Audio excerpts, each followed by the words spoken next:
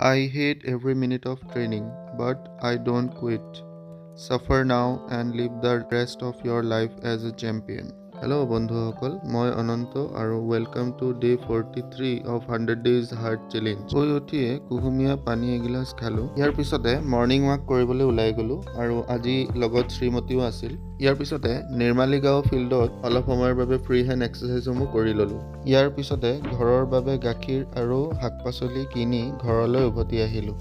ইয়াৰ পিছতে ঘৰলৈ উভতি আহি চাটটো আৰু লগতে ফ্ৰুটছ খালোঁ। বন্ধ দিন বুলি আজি গাড়ীখন চাফা কৰিলোঁ। ইয়াৰ পিছতে গা ধুই ভগৱানক সেৱা জনালোঁ। দুপৰীয়া 1 বজাত আহাৰ গ্ৰহণ কৰিলোঁ।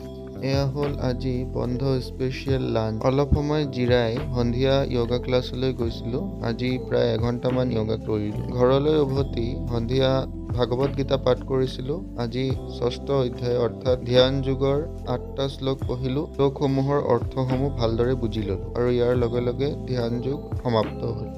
এয়া হ'ল আজি ৰাতিৰ আহাৰ, ৰুটি আৰু দাইল। এয়া হ'ল আজিৰ চেলফি। ধন্যবাদ।